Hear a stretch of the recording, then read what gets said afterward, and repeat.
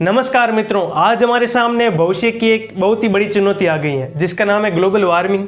वैज्ञानिकों को इसके परिणाम 50 साल बाद आने की उम्मीद थी, लेकिन कुछ ह्यूमन एक्टिविटीज़ की वजह से इसके परिणाम आज आ रहे हैं, जिसे cool it, ice on the snow और जियोस्टॉर्म जैसी फिल्मों में अच्छी तरह से दर्शाए गए हैं। आइए जानते हैं हमारी पृथ्वी कितनी तेज़ी से नष्ट हो रही है। अभी हाल ही में यूएन की एक चौंकाने वाली रिपोर्ट सामने आई है। दुनिया भर के ऐसे कई शहर हैं जो ग्लोबल वार्मिंग के हॉटस्पॉट बन गए हैं। ऐसे में एनवायरनमेंट को ठंडा रखने के लिए पानी और वनस्पति स्रोतों की निरंतर कमी आ रही है, जिसके कारण समुद्र का जल स्तर 1901 से लेकर 2018 के बीच औसतन 0.20 मीटर बढ़ा है। ऐसे में वैज्ञानिकों का मानना है कि साल 2100 तक भारत के 12 तटीय शहर 3 फीट पानी के अंदर चले जाएंगे, क्योंकि लगातार बढ़ती गर्मी से ध्रुवों पर जमी बर्फ पिघलेगी और बर्फ के पिघलने से समुद्र का जलस्तर बढ़ेगा।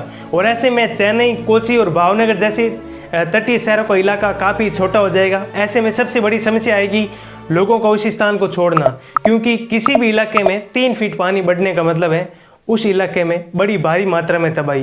नासा ने सी लेवल प्रोजेक्शन टूल बनाया है जिसका आधार आईपीसीसी है। आईपीसीसी यानी कि intergovernmental panel on climate change, जो कि ग्लोबल वार्मिंग पर रिपोर्ट बनाती है। इस रिपोर्ट में कहा गया है कि साल 2100 में दुनिया प्रचंड गर्मी बर्दाश्त करेगी। अगर कार्बन उत्सर्जन और पॉल्यूशन को नहीं रोका गया तो ये तापमान 4.4 डिग्री सेल्सियस तक बढ़ जाएगा, जो कि आने वाले यानी कि आज से 20 वर्षों के बाद में ये तापमान बढ़कर 1.5 डिग्री सेल्सियस तक बढ़ जाएगा। जब इतना तापमान बढ़ेगा तो जाहिर सी बात है कि ध्रुवों के ग्लेशियर पिघलेंगे और उसका पानी मैदानी और समुद्री इलाकों में तबाही लेकर आएगा। नासा के प्रोजेक्शन टूल ने दुनिया भर के देशों का एक नक्शा तैयार किया है, जिसमें यह दिखाया गया है कि किस साल में दुनिया के किस हिस्से में कितना समुद्री जलस्तर बढ़ा है।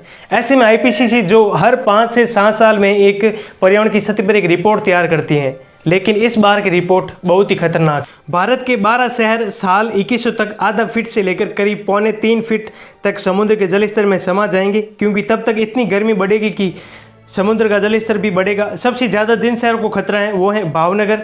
यहाँ पर 2100 तक समुद्र का जलस्तर 2.69 फीट ऊपर आ जाएगा, जो कि पिछले साल तक 3.54 इंच तक ऊपर उठा था। कोची, यहाँ का समुद्री पानी 2.32 फीट ऊपर आ जाएगा, जो कि पिछले साल तक यह 2.36 इंच ऊपर उठा था। मोरमुगांव, यहाँ पर समुद्री जलस्तर 2.06 फीट तक बढ़ जाएगा, जो कि पिछले साल तक 1.96 इंच ऊपर उठा था। इसके बाद जिन शहरों को ज़्यादा खतरा है वो है ओखा, तूतीकोरिन, पारादीप, मुंबई, मैंगलोर, चेन्नई और विशाखापट्टनम। यहाँ पर पश्चिम बंगाल का किट्रोपोर इलाका भी है, जिसके पिछले साल तक समुद्री जलस्तर बढ़ने का कोई खतरा महसूस नहीं हो रहा, लेकिन ऐसे में माना जा रहा है कि साल 2100 तक इसका समुद्री लेवल भी आधा फीट ऊपर बढ़ जाएगा, जो कि बड़ी ही परेशान करने वाली बात है। अब जरा सोचिए क्या असर पड़ेगा जब भारत के 12 तटीय इलाके समुद्र के जलस्तर में समा जाएंगे या फिर बाढ़ में डूब जाएंगे। वैसे तो बाढ़ में डूबने के केस अभी भी आ रहे हैं। इसका सबसे ज़्यादा असर पड़ेगा भारत की अर्थव्यवस्था पर, क्योंकि इन सभी तटीय इलाकों में मुख्य बंदरगाह हैं, व्यापारिक केंद्र हैं, मछलियों और तेल का कारोबार होता है। ऐसे में यूएन के सेक्रेटरी जनरल एंटोनियो गुटेरेस ने ट्वीट करके कहा है कि 1.5 डिग्री सेल्सियस ग्लोबल वार्मिंग की अंतर्राष्ट्रीय स्तर पर सहमत सीमा खतरनाक रूप से करीब है, यानी कि 1.5 डिग्री सेल्सियस से ऊपर उठना हमारे लिए खतरनाक साबित हो सकता है। हमें अपने प्रयासों को तेज करना चाहिए और 1.5 डिग्री सेल्सियस से कम हीट टेम्परेचर को बनाए रखना होगा। लेकिन आज के आंकड़ों की माने तो यह तापमान आने वाले 20 सालों में 1.5 डिग्री सेल्सियस तक बढ़ जाएगा।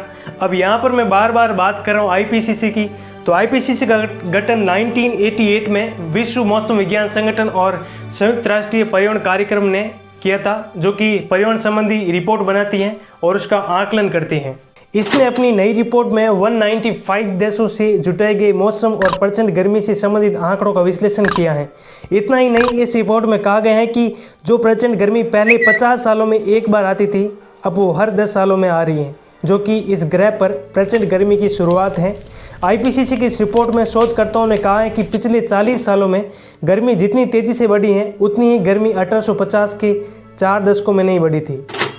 इस बारे में वैज्ञानिक काफ़ी समय से चेतावनी दे रहे हैं कि अगर हमने पॉल्यूशन को नहीं रोका तो आने वाले समय में हमें अनियंत्रित तापमान, प्रचंड गर्मी और अनियंत्रित मौसमों का सामना करना पड़ेगा। इस रिपोर्ट के लेखक फ्रेडरिक ओटो, जो कि ऑक्सफोर्ड यूनिवर्सिटी के साइंटिस्ट भी हैं, उन्होंने कहा है कि क्लाइमेट चेंज भविष्य की प्रॉब्लम नहीं है बल्कि अभी की प्रॉब्लम है। भविष्य में तो यह स्थिति और भी भयानक हो जाएगी अगर ऐसा ही पर्यावरण रहा तो। ऐसे में लगातार तापमान के बढ़ने से कैलिफोर्निया, ऑस्ट्रेलिया और तुर्की के जंगलों में लगी आग की घटनाएं भविष्य में और भी बढ़ सकती है, जिसे संभाल पाना मुश्किल हो जाएगा।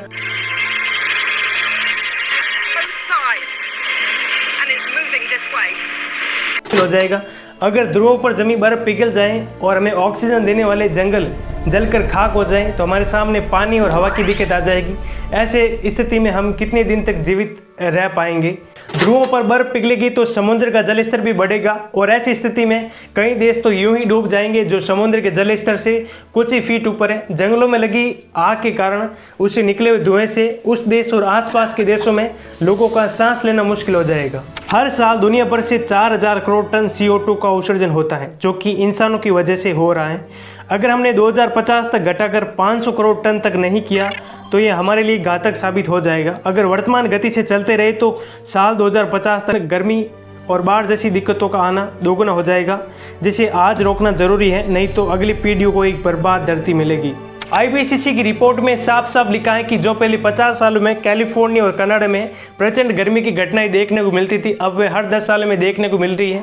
चाहे वह कैलिफोर्निया, ऑस्ट्रेलिया या तुर्की में लगी आग का हो या फिर कनाडा के एक पूरे के पूरे गांव का जलकर भस्म हो जाना हो। 1900 की तुलना के बाद से बाढ़ 1.3 गुना ज़्यादा खतरनाक हो चुके हैं और 6.7 गुने से ज़्यादा बाढ़ का प्रवाह होता है। ऐसे में नासा के एडमिनिस्ट्रेटर बिल नेल्सन ने कहा है कि नासा का यह सी लेवल प्रोजेक्शन टूल दुनिया भर के नेताओं को यह बताने के लिए काफ़ी है कि अगली सदी तक हमारे लिए कई देश ज़मीनी क्षेत्रफल में छोटे हो जाएंगे, क्योंकि समुद्र का जलस्तर इतनी तेज़ी से बढ़ेगा कि उसे संभाल पाना मुश्किल हो जाएगा। रिपोर्ट में यह भी कहा गया है कि किसी एक जीवन स्तर को सुधारना और उसे बेहतर करना दूसरी चीज़ों पर प्रतिकूल असर डालती है। जैसे आज हम पेट्रोल और डीजल का भारी मात्रा में उपयोग कर रहे हैं हमारी सुविधाओं के लिए, लेकिन इसके परिणाम क्या हैं ये हमारी सोच से बाहर है। रिपोर्ट में कहा गया है कि करीब 1 अरब से अधिक लोगों को जानलेवा हीट वेव झुलसा सकती है और करीब 1 करोड़ से अधिक लोगों को सूखे के कारण संघर्ष करना पड़ सकता है, क्योंकि जलवायु परिवर्तन के कारण समुद्र के अंदर की प्रवाल भित्तियाँ धीरे धीरे नष्ट होने लगेगी, जिन पर मछलियाँ निर्भर करती हैं। और अगर मछलियाँ नष्ट हो जाएगी तो देश के एक बड़े मत्स्य पालन तबके को नुकसान पहुंचेगा। यूके ने इस रिपोर्ट के बारे में कहा है कि यह रिपोर्ट एक कड़ी चेतावनी है कि मानव कितने खतरनाक दर से इस ग्रह को नष्ट कर रहा है। तो आज के लिए इतना ही। अगले वीडियो में हम इसके सॉल्यूशन के बारे में बात करेंगे कि कैसे इस ग्रह को नष्ट होने से बचाया जा सकता है। उम्मीद करता हूँ आपको ये वीडियो पसंद आया होगा। अगर वीडियो पसंद आए तो चैनल को सब्सक्राइब जरूर कर लेना। मिलते हैं अगले वीडियो में। धन्यवाद।